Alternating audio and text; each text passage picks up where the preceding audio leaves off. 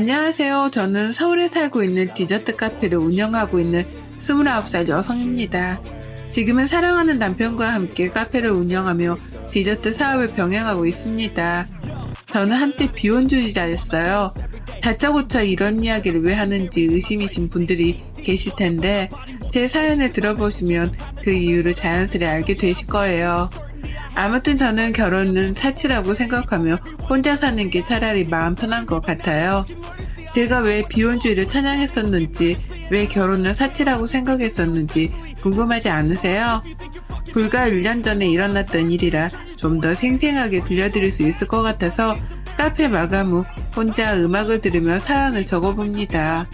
사실 저에게는 남모르 가정사가 있어요.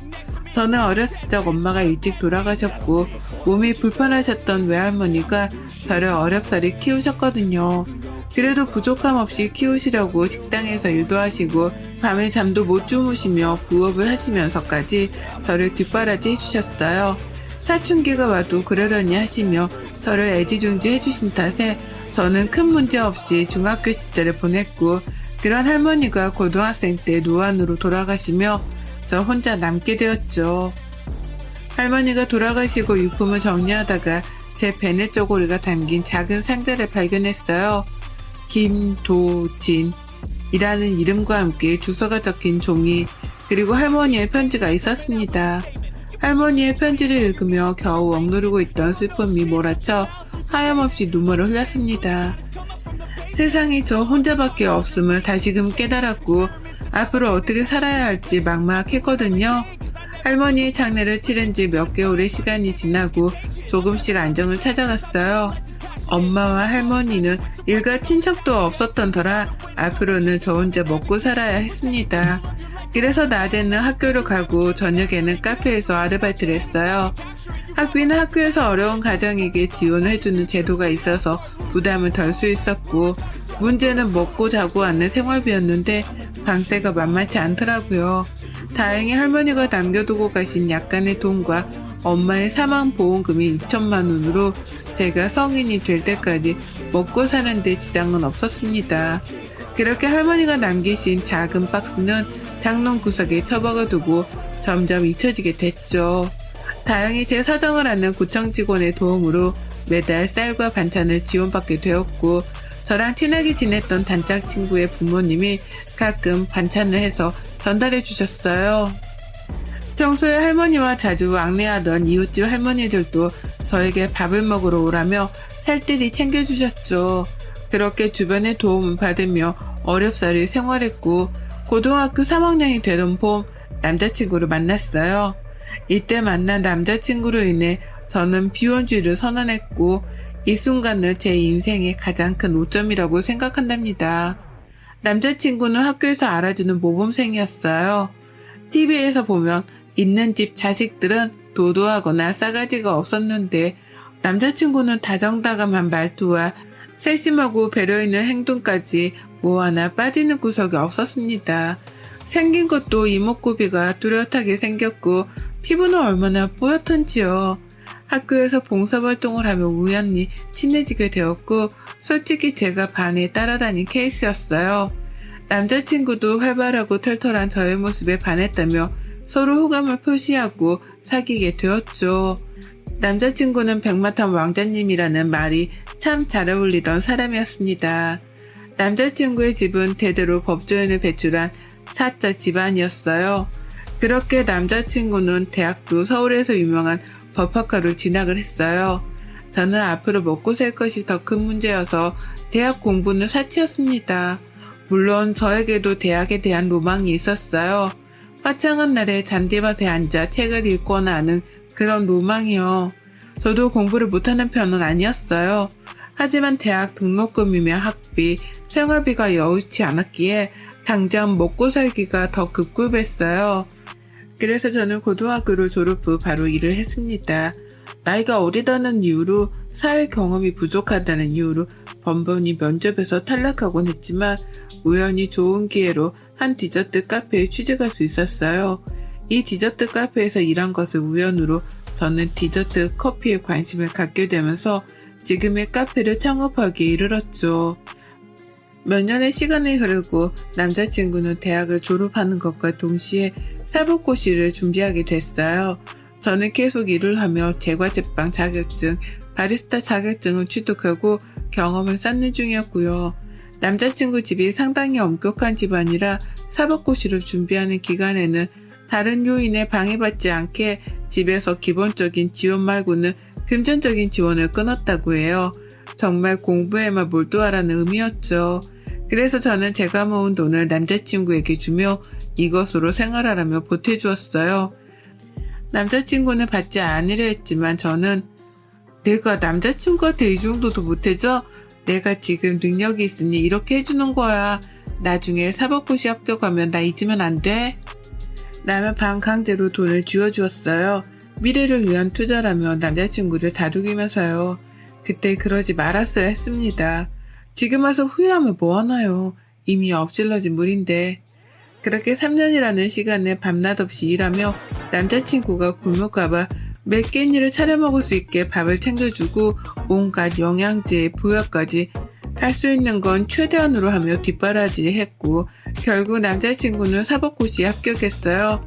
사법연수원을 졸업하고 변호사로서 강남에 있는 중견 로펌에 스카우트 제의가 온 남자친구는 만족스러운 첫 출발을 하게 되었죠.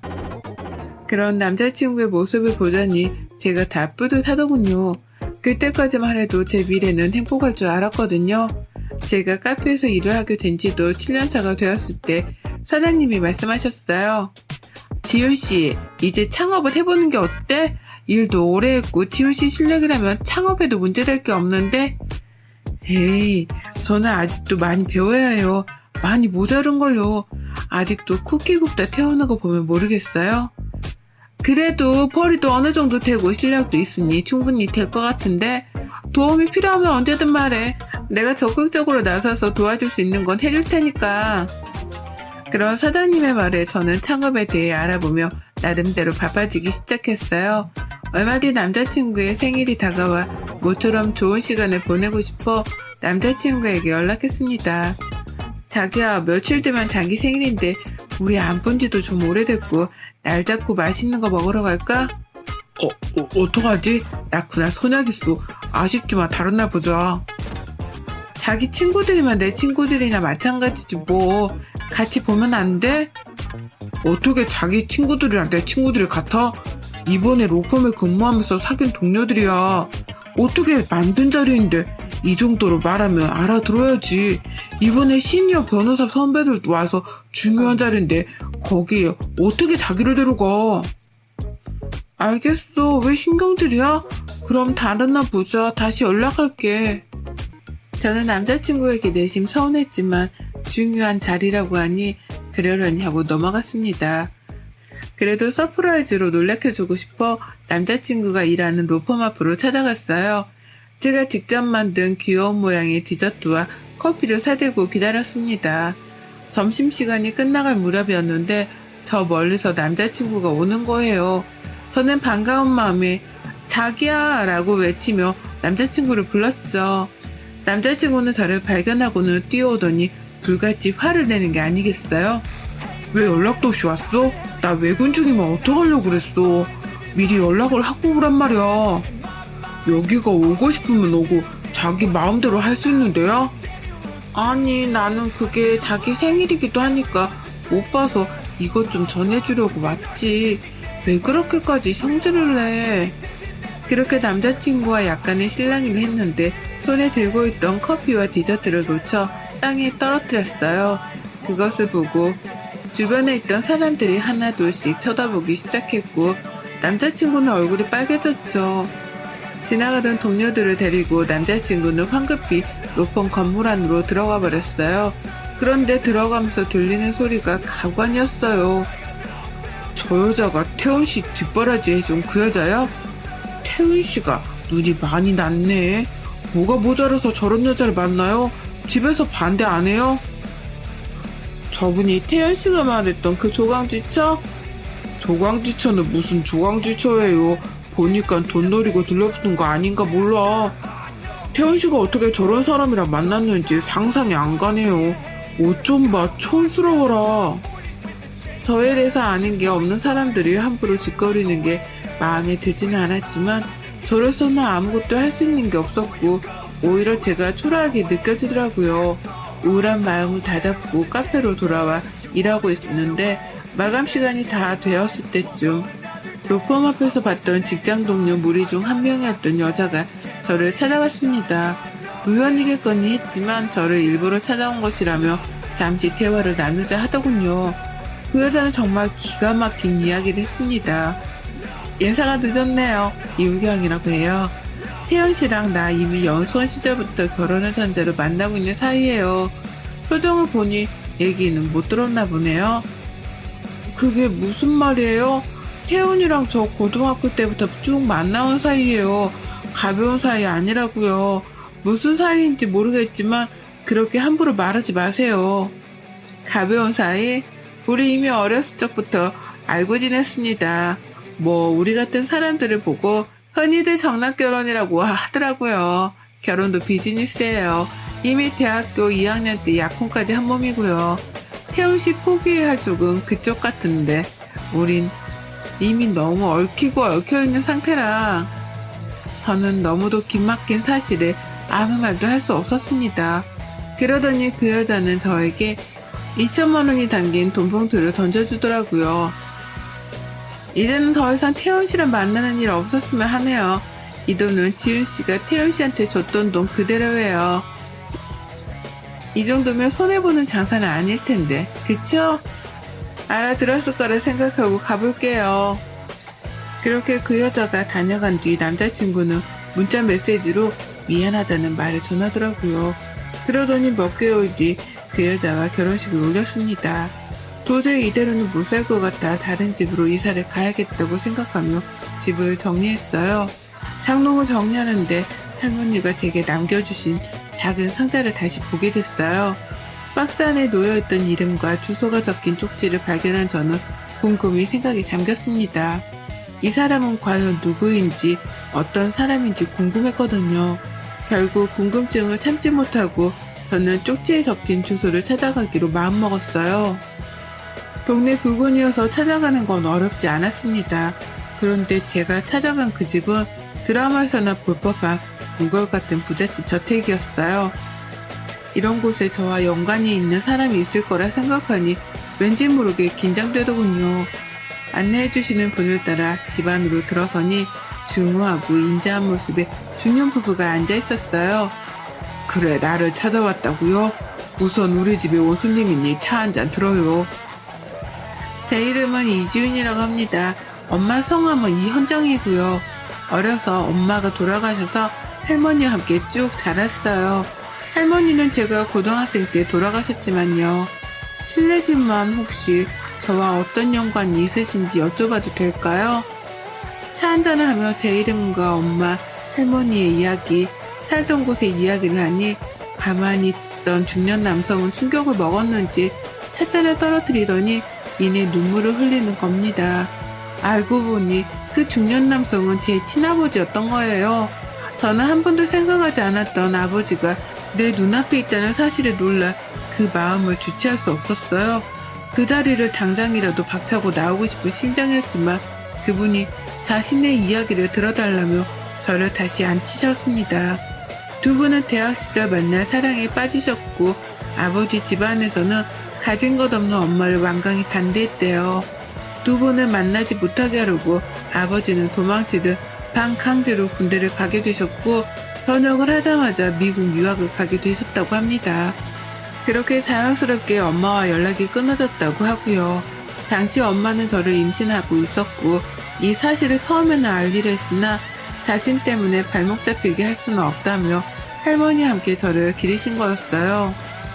미국 유학을 다녀오신 이후 아버지는 엄마를 찾아 수소문했고 딸이 하나 있다는 사실을 아셨는데 그 사실을 알고 집까지 찾아왔지만 이미 엄마는 돌아가신 뒤였고 할머니가 지금 와서 뭐하러 아이를 찾냐, 각자 인생 살자 하며 매몰차게 대했지만 아버지는 죄송하다며 아이에게 전해달라며 이름과 주소를 남겨주고 떠나셨다고 해요.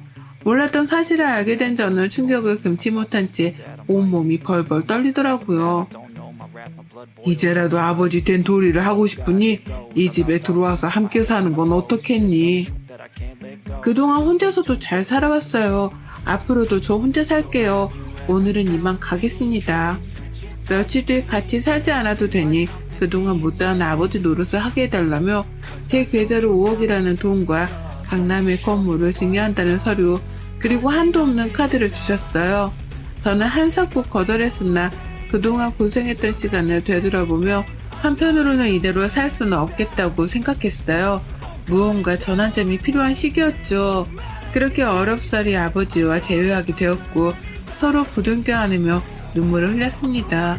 저는 아버지에게 받은 재산으로 디저트 카페 창업을 위해 백방으로 뛰어다녔어요. 아버지는 식품회사를 운영하고 계셨는데 저에게 조언해 주셨습니다. 무턱대고 사업을 시작하지 말고 관련된 공부를 조금 더 해보고 나서 결정하라고요. 그래서 저는 커피, 디저트에 대해 본격적으로 배우기 위해 프랑스로 유학을 떠났습니다. 2년 뒤 유학을 마치고 돌아와 카페 창업을 성공적으로 할 수 있었어요. 강남의 아버지가 증여해주신 건물 1층에 카페를 창업한 거였죠. 목이 좋은 곳이어서 금방 사람들이 몰려왔습니다. 모두나 인테리어에 디저트 맛도 좋다며 직장인들 사이에서 소문이 났거든요. 전 남자친구가 다니는 로펌 근처였지만 전 제 꿈을 위해 그런 건 생각할 겨를이 없었어요. 이미 끝난 사이고 더 이상 미련이 없었기 때문이었죠. 어느 날 매장을 정리하고 있는데 전 남자친구가 저를 찾아왔습니다. 오랜만이야. 잘 지냈어, 지훈아? 나 그동안 정말 많이 후회했어. 이제라도 나를 봐줄 수 없겠어? 나 이혼하고 너가 허락해준다면 네 곁으로 돌아가고 싶은데. 무슨 귀신 씨나라 까먹는 소리야? 너 제정신이니? 네가 무슨 염치로 나를 찾아와. 난 너랑 할 말 없으니 당장 나가. 순순히 나가지 않으면 경찰 부를 거야? 알고 보니 약혼했던 여자와 결혼 후 그 여자 집안이 비자금 횡령으로 속대밭이 되고 그 뒤에서 법적 도움을 주며 비자금 횡령에 도움을 줬다는 혐의를 받아 남자친구의 집안도 엉망이 됐다는 겁니다. 물론 전 남자친구는 로펌에서 잘리고 변호사 품위유지 의무 위반으로 변호사로서 활동할 수 있는 명분도 사라지게 되었다면서요. 저는 가만히 듣다 기가 막히고 화가 나 매몰차게 남자친구를 쫓아버렸어요. 며칠이고 계속 찾아와 매달렸지만 경찰까지 부르며 남자친구를 문전박대했습니다. 정말 끈질기게도 찾아오더라고요. 손님이 있을 때 큰 소리도 내지도 못하겠고 처음부터 접근 금지를 하던 조치를 취해야 했었는데 그러지 않은 채가 바보였어요. 정말 구질구질 하더군요. 절 보면서 애처롭게 구는 모습이 그날은 마침 남편도 같이 나와있던 터라 잘됐다 싶었습니다. 맞습니다. 저 비혼주의 선언했었죠. 그런데 프랑스 유학하면서 넓은 세상을 바라보니 삶을 바라보는 시야가 달라지더라고요. 유학 시절 공부를 하며 만났고 저를 가르쳐주던 스승이기도 했죠.